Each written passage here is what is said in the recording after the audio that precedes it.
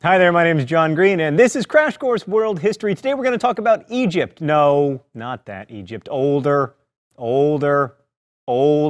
less fictional. Yes, that one. Ancient Egypt is probably the most influential of the River Valley civilizations. Like, you may not recognize any Assyrian kings or Assyrian language, but you probably do know King Tut, and you may recognize that the Eye of Horus is right now staring at me and judging me. I can feel your judgment.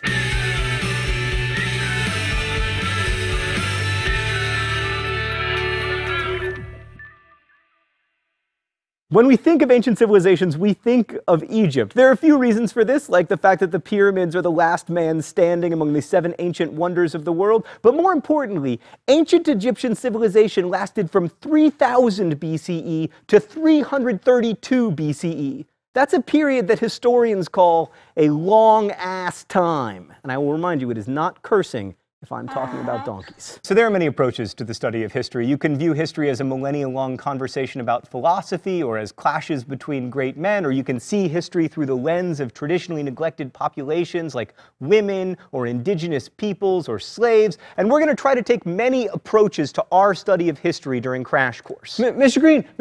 Green, which approach is right? I mean, for the test. Oh, me from the past. Remember how you spent all of 3rd year French writing notes back and forth to that girl, and she eventually agreed to go out with you and you did make it to 2nd base, but now you can hardly parle un mot de français? Historical lenses are like that, my friend. With every choice, something is gained and something is lost. Right, so in discussing agriculture and early river valley civilizations, we've been approaching history through the lens of resource distribution and geography. And just as the violent and capricious Tigris and Euphrates rivers shaped the worldview of early Mesopotamians, the Nile shaped the worldview of the Egyptians. Let's go to the thought bubble. The Nile was regular, navigable, and benign, making for one of the safest and richest agricultural areas in the world. Each summer, the river flooded the fields at precisely the right time, leaving behind nutrient-rich silt for planting season.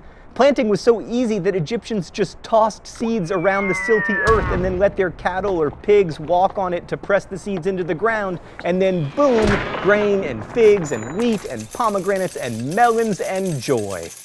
Unlike most river valley civilizations, Egyptian communities existed only along the Nile, which was navigable enough to get valuable resources downstream, from timber to gold, which the Egyptians considered the divine metal, thereby introducing an idea that would eventually culminate in Mr. T. The Nile is also easily tamed. While other river valley civilizations needed complicated and labor-intensive hydraulic engineering projects to irrigate crops, the Nile was so chill that Egyptians could use a simple form of water management called basin irrigation, in which farmers used floodwaters to fill earthen basins and canals for irrigation. In short, the awesomeness of the Nile meant Egyptians could create big food surpluses with relatively little work, allowing time and energy for some pretty impressive projects. Also, the Nile may help explain ancient Egypt's general optimism. While ancient Sumerian religion, for instance, saw the afterlife as this gloomy, dark place, Egyptians were often buried with things that were useful and pleasurable to them in life, because the afterlife was seen as a continuation of this life, which, at least if you lived along the Nile, wasn't half bad. Thanks, Thought Bubble. And now, my dear pupils, I shall terrorize you with the oppression of dates. No, dates.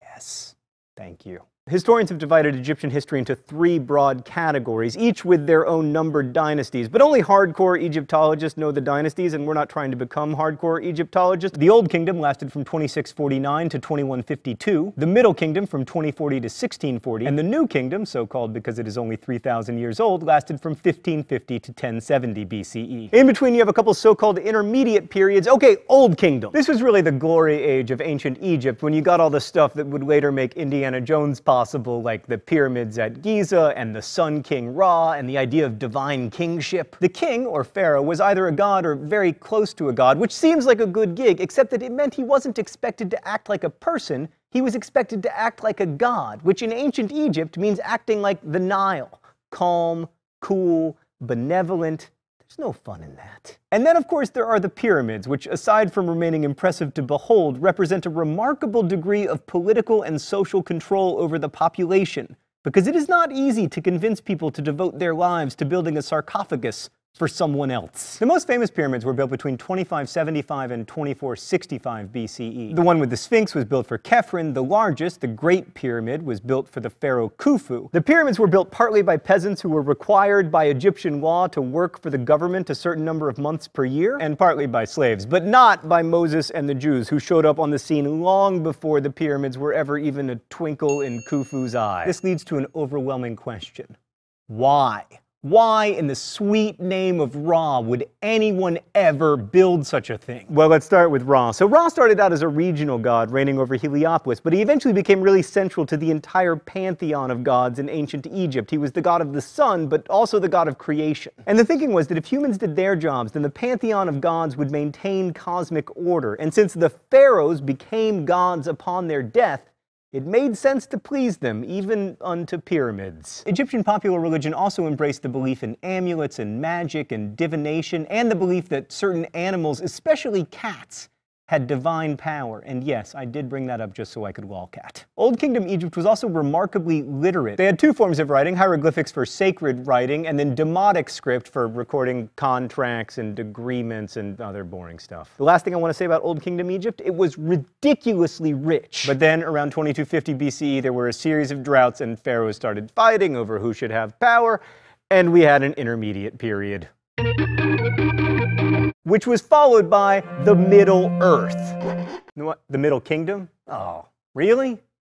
That's a bummer, Stan. I want it to be the Middle Earth. How awesome would that be? Like right in the middle of Egyptian history, there were hobbits. So the Middle Kingdom, which apparently had no hobbits, restored pharaonic rule in 2040 BCE, but with some distinct changes. First, the new rulers were outsiders from downriver in Nubia. Second, they fostered a new pantheon of gods, the star of which was Amen, which means hidden. So here's a little lesson from history. Hidden gods tend to do well because they're omnipresent. So Amen eventually merged with Ra to form the god Amen-Ra, who was like the best god ever, and all the Middle Kingdom pharaohs made temples for him and devoted all of their surplus to his glory. The Middle Kingdom also developed an interest in conquering, specifically the new pharaoh's homeland of Nubia, and they developed a side interest in getting conquered, specifically by the Semitic peoples from the Levant. They were able to conquer much of Egypt using superior military technology like bronze weapons and compound bows and chariots of fire. What?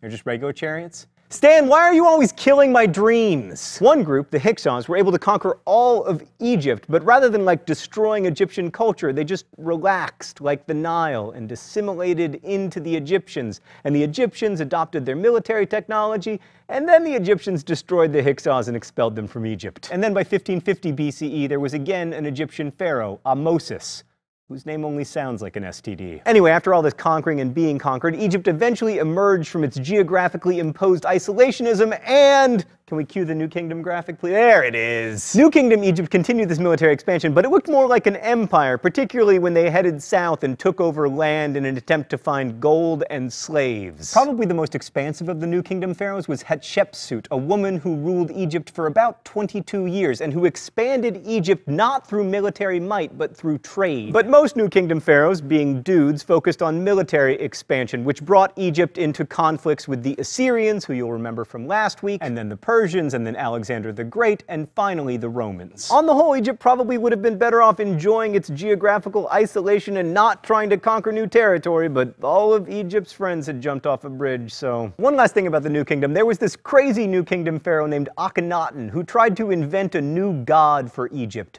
Aten. Akhenaten was kind of the Kim Jong-il of ancient Egypt. Like, he had this feared police force and this big cult of personality, and also he was a nut job. Anyway, after his death, he was replaced by his wife, and then a daughter, and then a son, Tutankhaten, who turned his back on the weird god Aten and changed his name to Tutankhamun. And that is about all King Tut did before he died, probably around the age of 17. Honestly, the only reason King Tut is famous is that most pharaohs had their graves robbed by ancient people, and King Tut had his grave robbed by 20th century British people. Which brings us to the open letter. An open letter to King Tut. Oh, but first we gotta find out what Stan left for me in the secret compartment. The pen. I don't... Ah! The shock pen! Stan!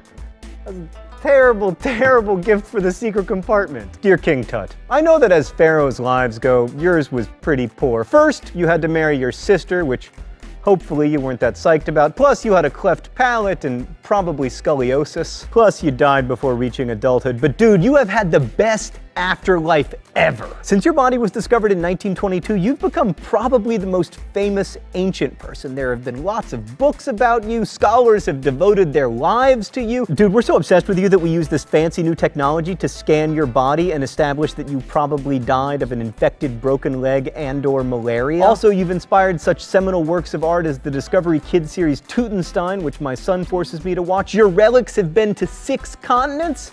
So it all works out in the end, man. Well, I mean, you're still dead, so that kind of sucks. Best wishes, John Green. King Tut leads us nicely to the really crucial thing about Egyptian culture. Because King Tut lived right around the same time as the pyramids, right? Wrong. Remember, the pyramids were built around 2500 BCE during the Old Kingdom.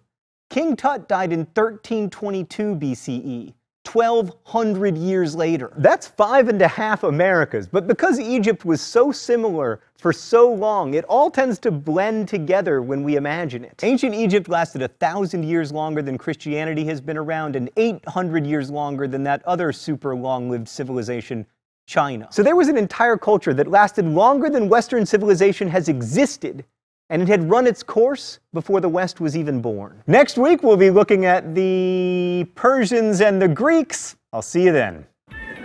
Crash Course is produced and directed by Stan Muller. The show is written by Raoul Meyer, my high school history teacher, and myself. Our script supervisor is Danica Johnson, and our graphics team is Thought Bubble. Last week's phrase of the week was male models. You can take your guess at this week's phrase of the week in comments and also suggest future phrases of the week. And if you have any questions about today's video, leave them in comments, and our team of semi-professional quasi-historians will endeavor to answer them as best we can. Thanks for watching, and as we say in my hometown, don't forget to be awesome.